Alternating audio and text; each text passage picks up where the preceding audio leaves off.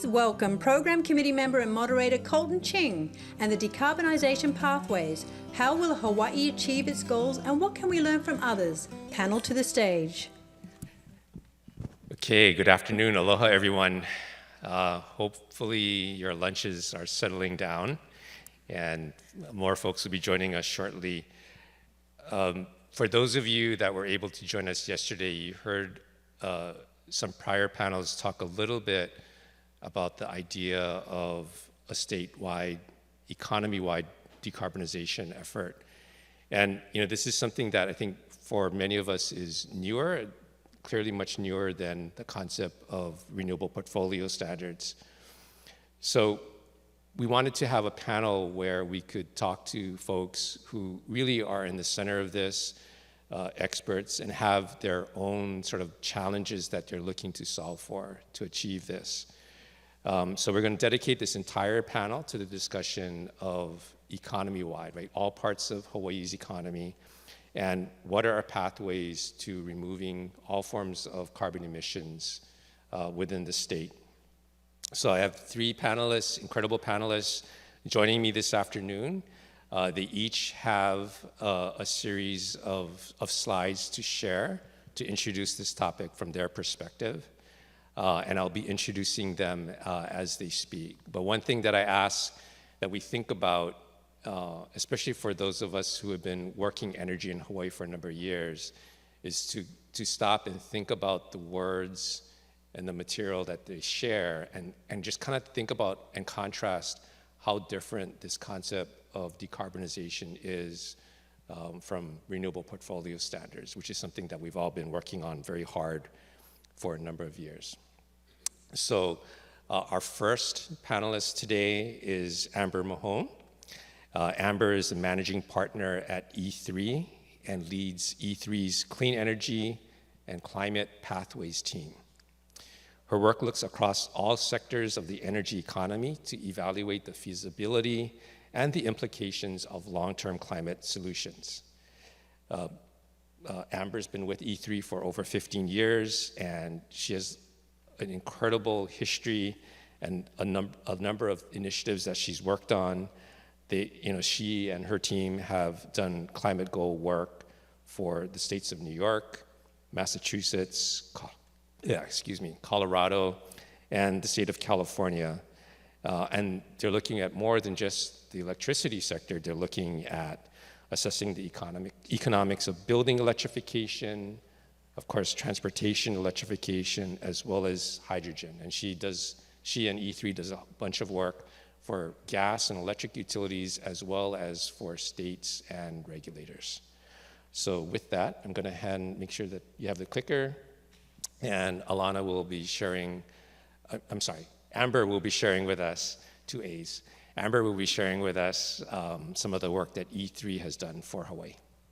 Great, thanks everyone. And what I'll be doing today is presenting some work that we've done with HECO, assessing what we're calling initial pathways to decarbonization for Hawaii.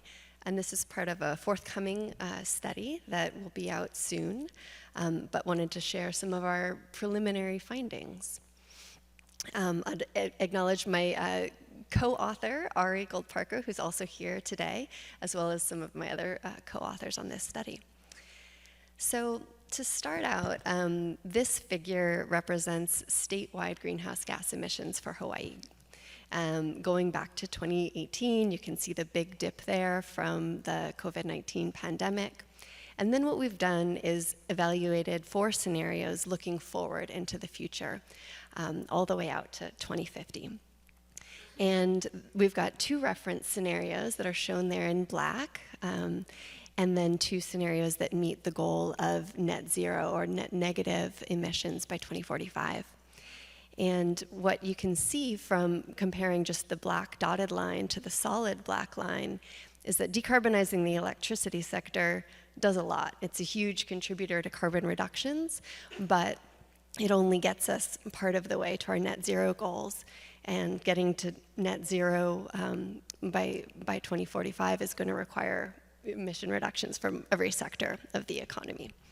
So what does that look like in a little bit more depth? So this slide might look familiar if you saw Shelley Kimura's presentation yesterday. She previewed some of these results in her talk, but there's a lot here, so I'd like to unpack it a little bit more. And again, what we're looking at here are Hawaii's statewide greenhouse gas emissions from every sector of the economy. And I'll direct your eye to the black solid line there. That's net emissions. So that's emissions from fossil fuels as well as emissions from other greenhouse gases like high global warming potential gases that are used in refrigerants for air conditioners or refrigerators, as well as land use sources. And those are offset by greenhouse gas emission sinks. And that's the green bar at the bottom of the chart there. That's from agriculture, forestry, and other land use carbon sinks. And the goal is that those sinks become larger than the sources by 2045. And this is just one potential version of how we could get there. We don't call this a forecast by any stretch of the imagination because there's a lot of technological adoption, a lot of policies, a lot of uncertainty around how we would achieve this. What we call this actually is a backcast. So we're solving for the solution, which is net zero by 2045, and saying, what would it take to do that? And we've listed here a couple of those measures that we considered in this particular scenario that we're calling an aggressive electrification scenario as kind of a what-if experiment. And that helps us understand what the implications are for Hawaii's energy demands, as well as technology adoption and the pace of that adoption. And one of the things that we found from this particular scenario is that reducing emissions, particularly from the transportation sector through things like electrification, on top of efforts to decarbonize other sectors, led to a significant increase in electricity demand by 2045. And we evaluated two different scenarios, but those led to something like 60% more total electricity demand than in the IGP scenarios that we saw Shelley present yesterday, but that's farther into the future. That's looking into 2045. So as big as the challenge is for 2030 and as big as the challenge is to develop new renewables, figure out where to site those with all the land use constraints on the island and the transmission needs, we know that that demand is only going to increase as we succeed in decarbonizing other sectors of the economy, which will lead to higher electric demands over time. So that's, there's more to say here, but I'll let you read the report when it comes out if you're interested in more details on this, or happy to answer any questions in the Q&A. But I'll just kind of conclude with some of the things that we found here. In the scenarios that we evaluated, we found that we need basically a yes and kind of a solution set because it is such a large and daunting challenge to achieve net zero. So, basically we're throwing as much at these scenarios as we can from a technologically feasible perspective. And that comes in the form of energy efficiency and conservation, electrification in many sectors, but even doing that, even achieving our zero carbon electricity goals, we see there's still an incredible need for decarbonized fuels as well, which we'll talk about more when we start talking about the aviation sector. There's other hard to electrify sectors as well with marine transport, for example. And then we also need to find reductions in non-energy emissions through alternatives to high global warming potential gases, better waste management strategies. So, really running the gamut of all sectors of Hawaii's economy. And then lastly, even after we do all of that, we still see a need for carbon dioxide sinks and removal. And that can come in many different forms. A first best solution is always natural sequestration in soils and forestry, but that also has its ecological limitations. So then we start looking at more emerging technologies for carbon removal with things like direct air capture and carbon sequestration. So it's a pretty daunting set of of tasks, but it's also exciting to have the opportunity to really take that long-term view and think ahead to what opportunities that creates for Hawaii's economy, its workforce, its energy security and energy sufficiency. So, this is just one look. It's not meant to be prescriptive. It's not meant to be the answer. It's really just to help us think in a structured way about the total energy demands in a sort of energy systems perspective, so that we can all kind of have the same numbers in front of us as we think about trade-offs. And then I think what Mark will be talking about next is kind of where the State Energy Office is going to go from here, as they take a deeper dive into the implications for both near-term actions and policies that might be needed to achieve these ambitious goals. So thank you. Thank you, Amber. So as Amber mentioned, E3 did some really important work to support Hawaiian Electric's interest in understanding how economy-wide decarbonization may impact the electricity sector. And there's some really important findings there, but there are many findings in that analysis that can impact or will impact every other sector of Hawaii's economy.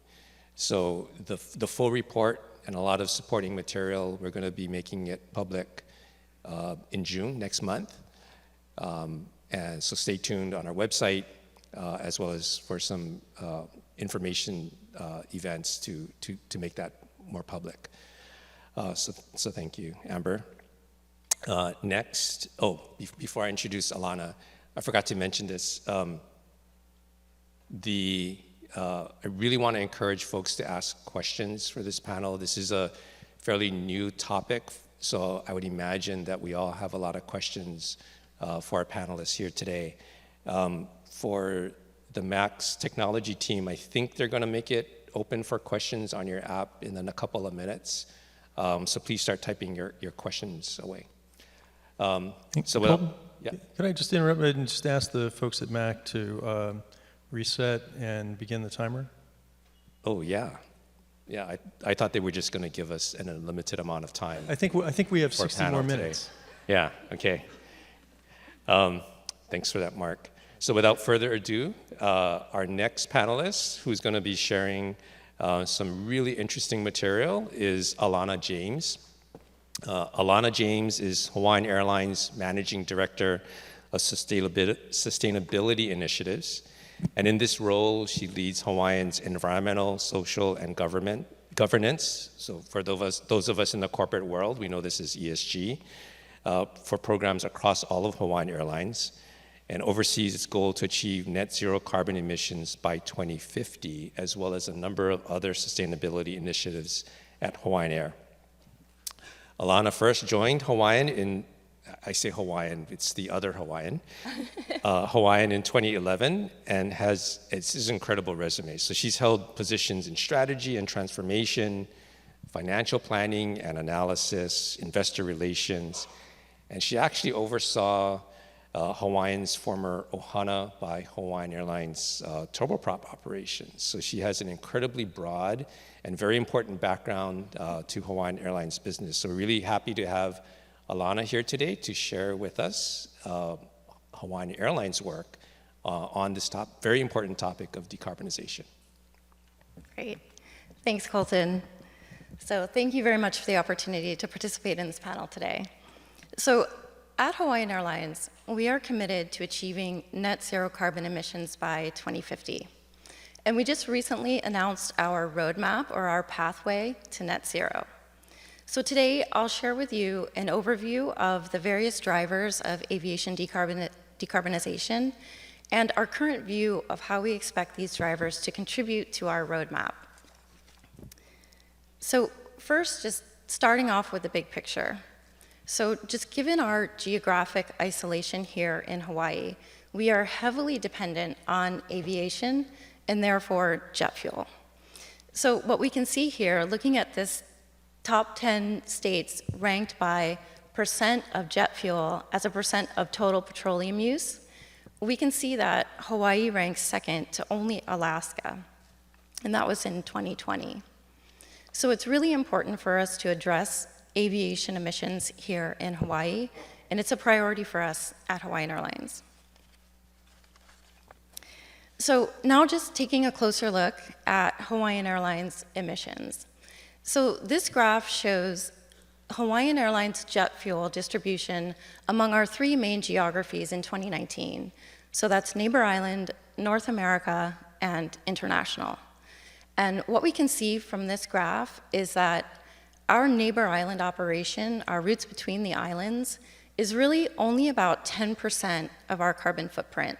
So that's the kind of blue portion at the top of the bar chart. So the remainder of our emissions are really from our long-haul flying. So that's our flights from Hawaii to North America and Hawaii to our international destinations. And that's what you can see in the pink and the purple combined at the bottom. That's about 90% of our carbon footprint. And so this is important for us because as we think about the different approaches to decarbonization, we really need to make sure that we can address our long-haul emissions in order to really make a meaningful impact on our carbon footprint. And the solution that has the most potential to address long-haul aviation emissions is sustainable aviation fuel, or SAF. But overall, there are 5 primary drivers of aviation decarbonization that I'll talk about today. So the first is fleet renewal. So fleet renewal is fleet modernization from older aircraft to newer, current generation aircraft that are a lot more fuel efficient. So this is actually an area that we've invested in heavily at Hawaiian Airlines. We have one of the youngest long-haul fleets in the US airline industry with our A330s and our extremely fuel-efficient A321neos. And the benefits that we will be expecting from our 787s that we expect to start taking delivery of later this year, those will also fall into this category of fleet renewal. The next category is operational efficiencies. And in this category, these are the initiatives that our operating teams are already working on and have been really working on for many, many years. So these are things like engine washing, single engine taxi, or using cleaner ground power at the gates instead of the jet fuel. And so these operational efficiencies, they're really not expected to be a big driver of our decarbonization, but they are an important priority for us as we look to the future. The next category is air traffic control modernization. So this is not a Hawaiian Airlines specific initiative, but this is a federal initiative to upgrade our country's air traffic control system. This is an initiative that will really help all airlines that operate in US airspace to conserve fuel. And so for Hawaiian, just given our network, this is not expected to be a really big driver of decarbonization, but it's an important one to take into consideration. Then the next category that I'll talk about today is the next generation aircraft. So this category includes fleet renewal, but this is to new technologies that don't exist today. So these are things like battery electric powered airplanes or hydrogen powered airplanes. So these are really exciting opportunities over the long term, but they will take time to develop, and they're really not expected to be viable on long-haul routes. So the first advances in these technologies is really likely to be in kind of the small vehicle, sort of 9 to 19 seat range, traveling over pretty short distances.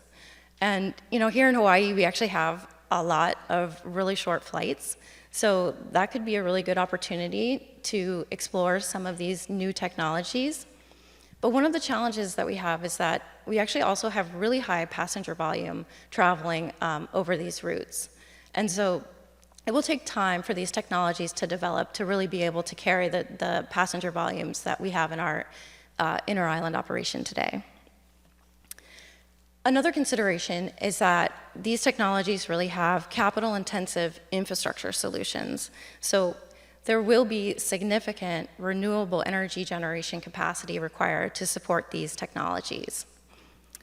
And while we view this category really as more longer term at Hawaiian Airlines, we are starting to explore this space. We are starting to make investments, and we're really looking forward to explore these technologies.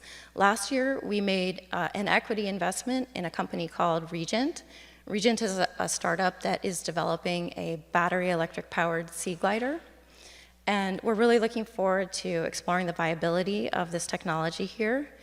And I think it's likely that we will also make other investments and partnerships as we continue to explore this landscape.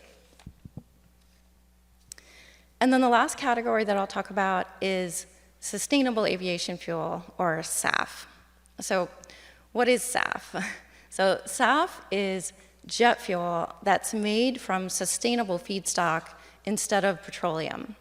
SAF has a lower life cycle carbon intensity when you compare it to conventional jet fuel, and it can be really significantly lower in the 50 to 80% range. Now, SAF is really viewed as the biggest opportunity to advance aviation decarbonization, particularly for long haul. One of the great things about SAF is that it's a proven drop-in fuel, meaning that it can work with existing airplanes and existing infrastructure as long as it's blended with conventional jet fuel up to 50%. So that's really great. The challenges now with SAF are really those of supply and economics. So there are only very small amounts of SAF that are being produced today, and just depending on the different technology pathways, SAF can be kind of 2 to 5 times the price of conventional jet fuel. And so there are some challenges with this. Now, the Biden administration has recognized the value of potential for SAF, and they have developed a SAF Grand Challenge, which has a goal to make 3 billion gallons of cost-competitive SAF available in the United States by 2030, and up to 35 billion gallons of SAF available by 2050. So this is a very ambitious goal. So just to put it into context, in 2022, there were about 15 million gallons of sustainable aviation fuel produced in the United States. So we need to get from 15 million to 3 billion in just a short 7 years. So there's really going to need to be a significant scaling of SAF production in order to meet the airline industry's demand. And we do expect that over the long term, SAF will be competitive with conventional jet fuel when it gets to scale. But in the short term, similar to other green industries like solar and wind and electric cars, the industry is going to need incentives in the short term in order to drive adoption of sustainable aviation fuel. So what are we doing here at Hawaiian Airlines to advance SAF? Well, we've been working on a number of things. The first is we recently announced an offtake agreement for SAF supply in California for SAF later this decade. And then here in Hawaii, we are partnering with PAR Hawaii to explore the viability of locally produced sustainable aviation fuel. And as part of our partnership with PAR, we are analyzing different policy options that could be used to advance the adoption of SAF in Hawaii. And that's important because given the scarcity of supply of sustainable aviation fuel, SAF is going to go to the markets that provide the most value. And so there are a number of other states that are providing state-level incentives that can be stacked on top of federal incentives for sustainable aviation fuel. And what we're looking at is trying to understand the landscape of those options to understand which policy options could be best suited for Hawaii. So we've engaged outside consultants to help us with this analysis. And we're looking at policy options that would not only advance the import of SAF to Hawaii, but also help to advance the local production of sustainable aviation fuel with local feedstock. And so this is really something that could not only help aviation decarbonization, but could also help contribute to economic development for the state, provide more green jobs, and support the state's energy independence goals. So this policy work that we're doing is still ongoing, but we look forward to sharing the results more broadly in the coming months. And so now moving to our roadmap. So this is our roadmap to net zero by 2050. So this wedge chart highlights how we are currently viewing that the different drivers of aviation decarbonization will contribute to our net zero goal. And so just to orient you to the slide, this is a wedge chart that is forecasting our emissions from 2019 through 2050. At the top of the wedge, hopefully you can see there's like a black dotted line. So that black dotted line at the top of the wedge is our base case emissions, or our sort of business as usual emissions without the impact of any initiatives. And then under that black dotted line, you can see the different categories. So we've tried to layer in the different drivers of decarbonization that we just talked about. So the first at the top, you can see in the dark purple, that's fleet renewal. Then the next two categories, it's kind of smaller slivers in the orange and the light gray.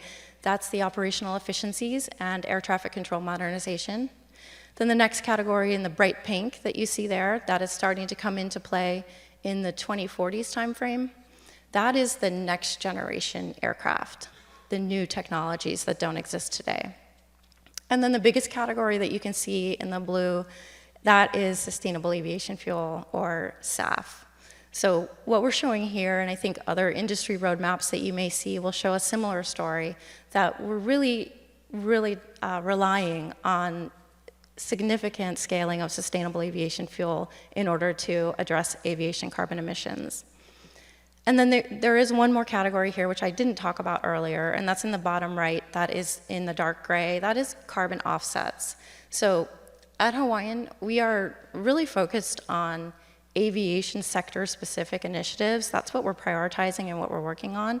But we do acknowledge that, this roadmap is heavily dependent on technologies that just either do not exist today or do not exist today at scale.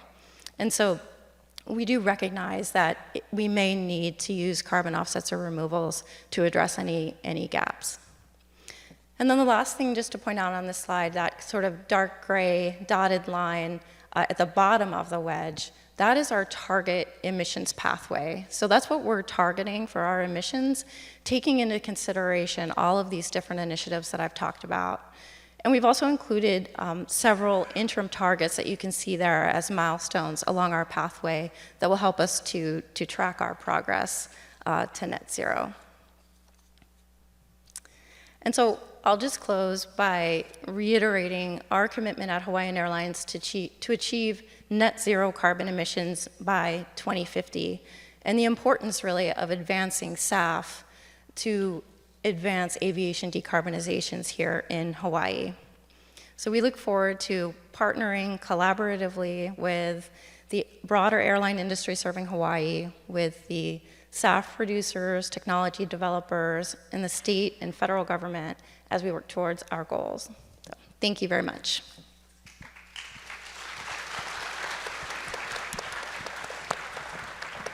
Thank you, Alana. So our third panelist needs no introduction. That's Mark Glick. Mark Glick is a professional panelist at this Hawaii Energy Conference. I think this is his third panel that he's either participating in or moderating. So thank you, Mark, for joining us. All kidding aside, Mark is the Chief Energy Officer of the Hawaii State Energy Office, and its mission to promote energy efficiency as well as renewable energy and clean transportation.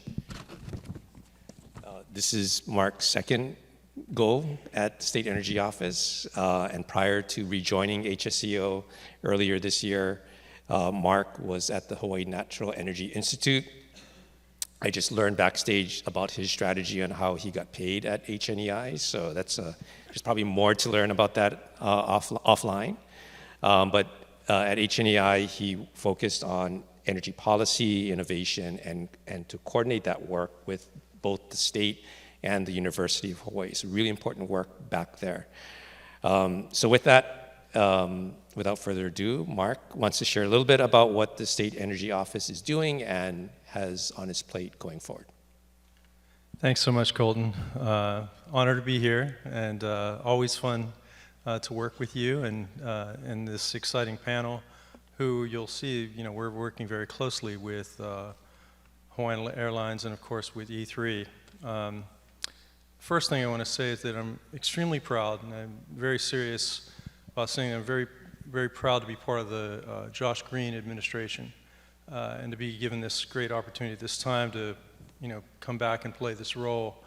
It was Josh Green that stood up $100 million to dedicate to decarbonization and climate change abatement and get that passed through the legislature. So deserves, I think, a big gratefulness from all of us for standing up and doing that. And I'll tell you a little bit about the Energy Office's role. Of course, most of you know that our statutory purpose, we're one of 3 state agencies that are really dedicated in state law by statute to move forward Hawaii's energy transition, along with the Public Utilities Commission and with the Hawaii Natural Energy Institute. We're by statute, states that our statutory purpose is to promote energy efficiency, renewable energy, and clean transportation to help a resilient, clean energy economy. And when they say promote in the statute, it lists 19 specific analytical and promotional and market-driving activities that the Chief Energy Officer must do, working with the public and private sector. So, it's an actionable sort of agenda. One of those is to really put together a comprehensive strategy, and we've attempted to do that since January to sort of consolidate a number of the things that had been ongoing and working quite well, but maybe really focusing them on the 6 specific areas of energy transition. Everything from grid modernization to governance, the overall governance and policy picture surrounding that, clean transportation, energy efficiency, and generation and production of clean, renewable, and indigenous energy resources and battery storage. Actually, not battery storage, but storage overall, which includes batteries, flywheels, pumped hydro, so the entire storage picture. And we work on those by really 4 means. And you can see in this circle where this all works together, those 6 colored images as described on the below left tell you what the energy transition efforts that we're trying to transform, and then surrounding that, or the work that we do, is technical assistance, market transformation, really trying to develop essentially new energy ecosystem for the state, workforce development, so that we can build higher paying jobs and retain jobs here in Hawaii. And I think we saw some powerful, compelling stories of that over the last 2 days. And of course, everyone's been really focused on how do you engage communities and have community ownership and community-driven efforts to lead and de-risk these projects. Now, when it comes to decarbonization, it's clearly, again, in the statute, in several of the 19 duties that I'm required to do, it identifies greenhouse gas and greenhouse gas analysis reduction efforts. And of course, we know that the RPS is really one of the greatest decarbonization tools there is to us. But House Bill 1800, which was passed in 2022, also known as Act 238, gave us some very specific to-do list, which we're busy doing. We have to report before the start of the 2024 session. We'll probably submit this sometime in December to the Hawaii, to the Hawaii legislature. a comprehensive decarbonization strategy, and we're very fortunate. I must say it would be nearly untenable if Hawaiian Electric hadn't taken the leadership role to conduct its analysis. And certainly it has laid forth an aggressive and very complementary path to reach 70% reduction by 2030 in its service territory, which, as explained by its president yesterday, can be achieved by also hitting a 70% renewable portfolio standard by 2030. So it's a very exciting thing. We were lucky that they selected E3, a highly credible organization, to do essentially this fundamental pathways project that you heard about. And we want to actually use that analysis. We were able to work through our procurement process to bring in E3 to allow us to use that base load information and to be able to take it a step further and achieve, again, these statutory duties to look for regulatory actions, ways that we can reduce emissions from electricity and the transportation sector. We cannot ever forget the important role of energy efficiency to do it in the most economical way. And it needs to be a comprehensive solution. It deals with air travel that was very clearly laid out what the huge impact of that is, and dealing with shipping and agriculture. And agriculture, I think, is something that hadn't been as seriously looked into, and obviously a big part of our economy as well.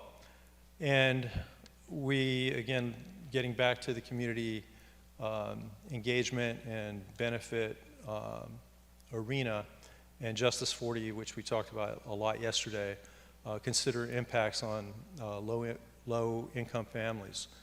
All this has to be done in conjunction with stakeholder input, and obviously the idea is to come up with very low-cost or actionable pathways to decarbonization. And we just need to do all of that work and present that by the end of the year. We're also going to try to attempt to follow up on that through some other initiatives that involve potential follow-on funding through the Environmental Protection Agency. So I think we'll get a secondary chance beyond the scope of Act 238 to further refine the analysis we do with further stakeholder input as we prepare actual actionable items through grants that the Energy Office will submit in conjunction with the Climate Change Commission sometime at the end of the first quarter of next year.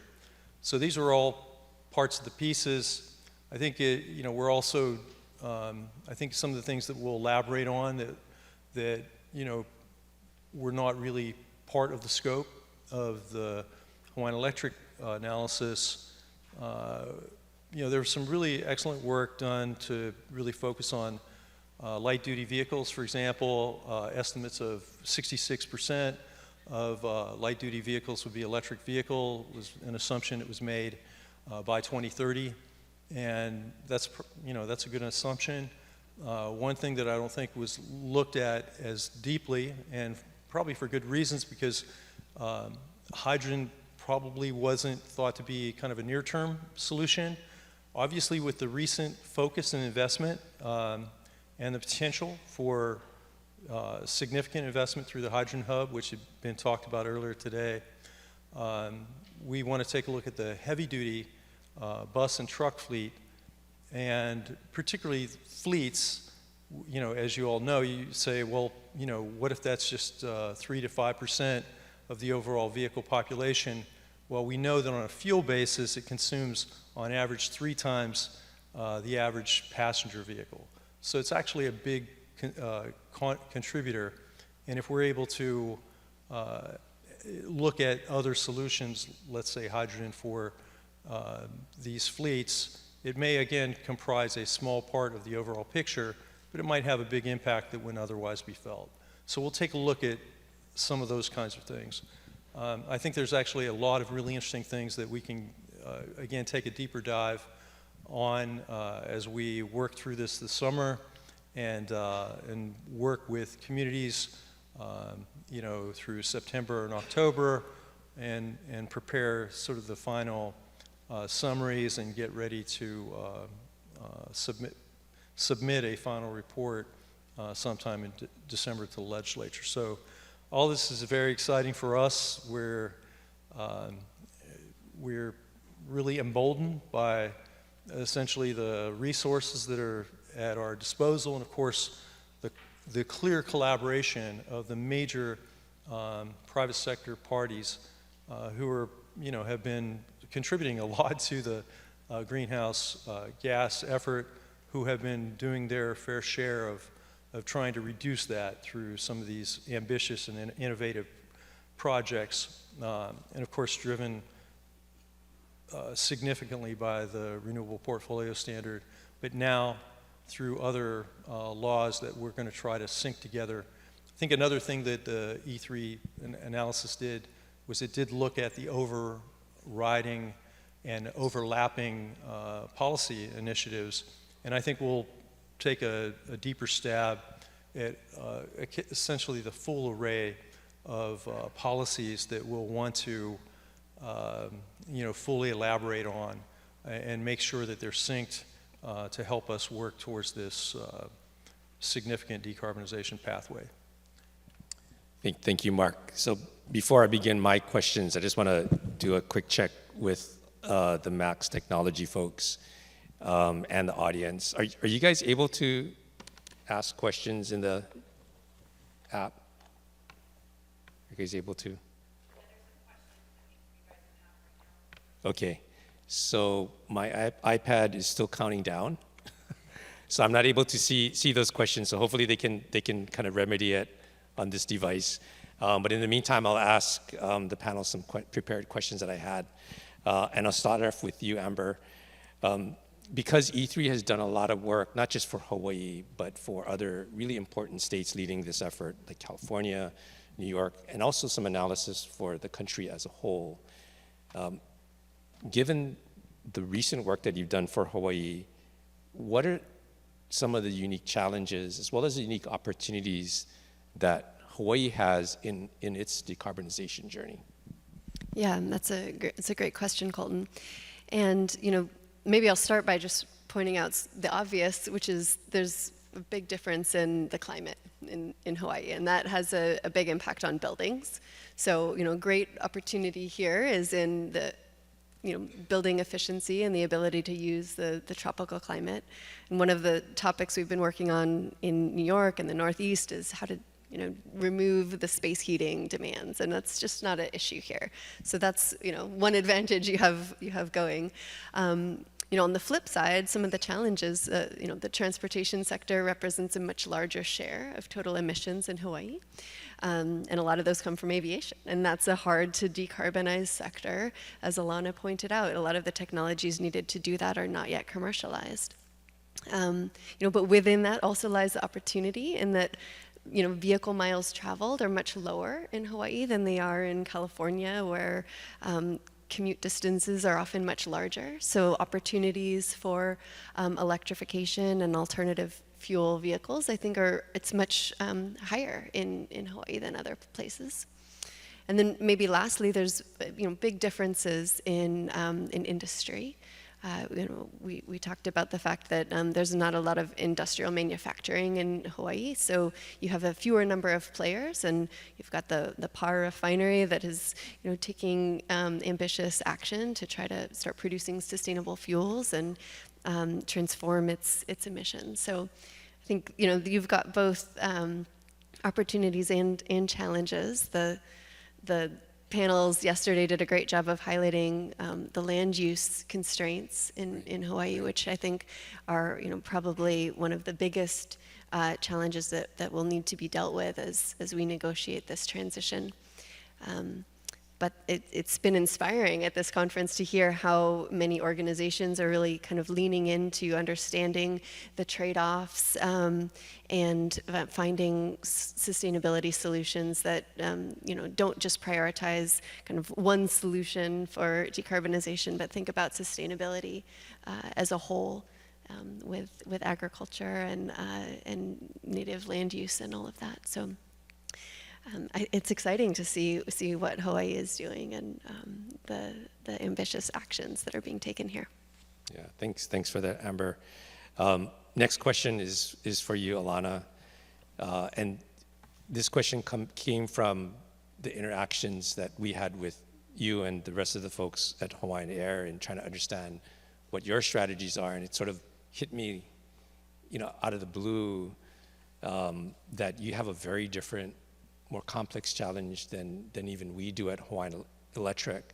We have the luxury of thinking about decarbonization strictly within the state of Hawaii, but for Hawaiian Airlines, because you are effectively a global company with routes going pretty much everywhere these days, the fact that you serve many different states and many different countries that in each of their areas may have their own policies around decarbonization, own requirements. How does Hawaiian Airlines think about its role in its strategy to decarbonize when you have many places of service that have differing policies, differing requirements, and how do you prioritize the requirements of so many different places in a corporate strategy? Thanks, Colton. So yeah, at Hawaiian, we operate in many different states, many different countries. I think one of the things that is important to point out is that aviation emissions are really regulated at the federal level. And the airline industry, both in the United States and internationally, has already voluntarily committed to achieving net zero carbon emissions. So one of the things, too, that I'll just point out is that you probably saw from the roadmap that we're really going to need to have sustainable aviation fuel really across our entire network in order to achieve our goals. And so what we're doing is really trying to prioritize our biggest markets first, and that's really Hawaii, and then second is California. So, here in Hawaii, we are working with PAR Hawaii to explore the viability of locally produced sustainable aviation fuel.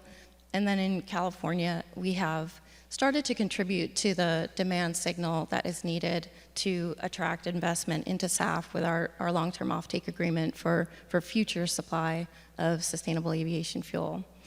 And, I just think it's important to reiterate that just given the scarcity of supply of sustainable aviation fuel, SAF is going to go to the markets that have the most value.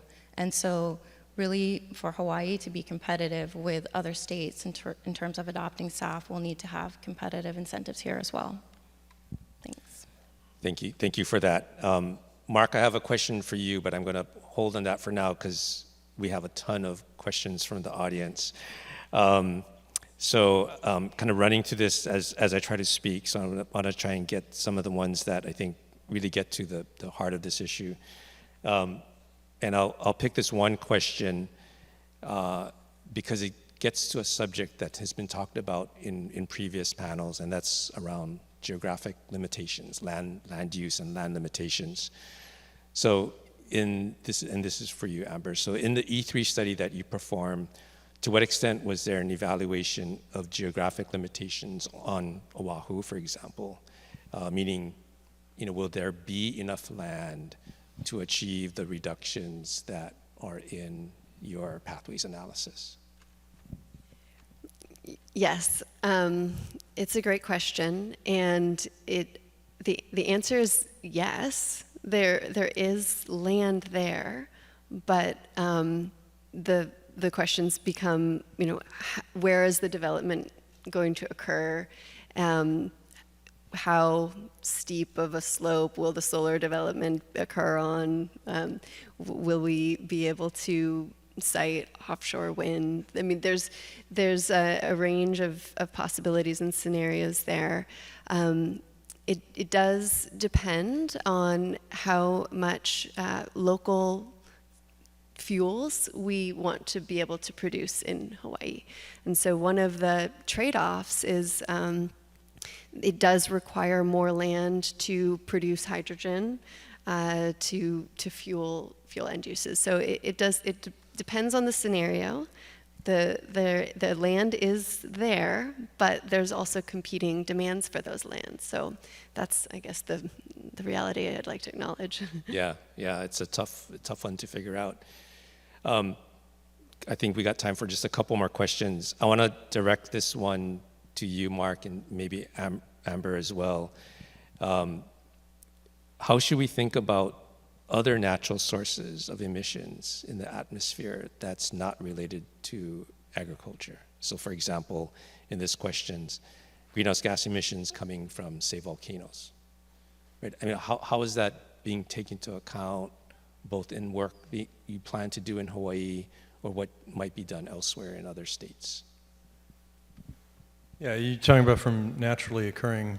Naturally occurring, Yeah. but not the typical agriculture sources. Yeah, I mean, obviously it's a contributor, and I think it's always viewed from a health standpoint. There's monitors, and the federal government does, I think, a very credible job of, and now there's ways that even the public can kind of track that to a certain degree. But, you know, most of the issues with naturally occurring and with large sort of methane sinks and so on, you know, it really has to happen, I think, at the national level and at the international level to get a handle on where are they coming from and where are they most contributing. And there's been a lot of astounding information lately about that.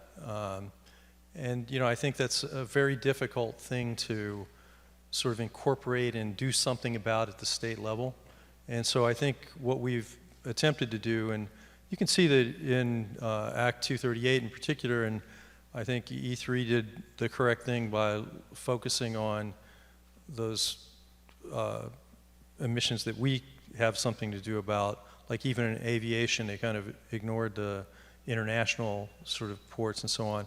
We'll take a really hard look at that, but extending it beyond even those hard questions, which will sort of expand the amount of greenhouse impact, getting into the sort of natural ones, or it's almost intractable, I think, for the state to get a handle on. I don't know what your thoughts are about that. I mean, it's kind of getting to the question of the climate science, which is, you know, in general, we talk about anthropogenic emissions as being the ones that we need to control and get to net zero. So even, you know, the natural and working lands, carbon sinks, you know, those are sort of the ones that are touched by humans. So that's what we mean when we say anthropogenic. So that's sort of the boundary around which we draw our policy goals and initiatives. Yeah, thank you guys for that. Next question, maybe I can direct it to you, Alana, and this is about sustainable aviation fuel. So you talked a lot about it, described it, and talked about how it fits within Hawaiian Airlines strategy. So this question gets to the use of sustainable aviation fuels in Honolulu or in Hawaii more generally. Is this something that can be done on an airline by airline or carrier by carrier basis, or is this something that, if to be pursued and utilized, something that has to be done by all carriers at Honolulu or Kahului? So thanks, Colton. So I think that the really great thing about sustainable aviation fuel is that it's a drop-in fuel, and that means that as long as it's blended up to 50% with conventional jet fuel, it can be used with existing airplanes and existing infrastructure. And so when SAF producers produce the fuel, they have to blend it with conventional jet fuel.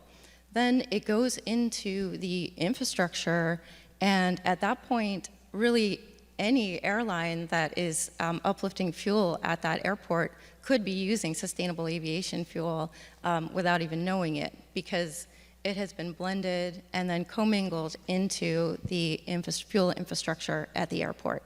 So there would be no need for all airlines to be purchasing SAF at the same time. Really, any airline could start using SAF. Well, that's great to hear. So we've got less than a minute left. I'm not used to being a moderator. I'm more used to being a panelist. I'm going to ask myself a question from the audience. So it's the last one we received. It says, in the electricity sector, which of the targets will be harder to hit, RPS or decarbonization? So for the electricity sector, I'll just speak for myself and my industry. Definitely hitting our decarbonization targets will be much more challenging than our RPS. So like as Shelley mentioned yesterday, and I think Mark, you talked a little bit about it in your session, the RPS requires Hawaiian Electric to be at a 40% level by the end of this decade. In order to hit our decarbonization goal for Hawaiian Electric's contribution to the state, we think we're going to need to be at about 70% RPS. So really that becomes the policy that drives Hawaiian Electric's strategy, especially in the periods 2030 and beyond. It's a great question. So with that, I've got this big time's up message on the screens here. Thank you all so much for being a part of this panel. Thank you, panelists, Amber, Alana, and Mark, for participating. Stay tuned on the topic of decarbonization, because we're at year 10 of this conference. And I think in year 11 and beyond, we're going to be talking a lot more about decarbonization of our entire state's economy. So thank you, guys.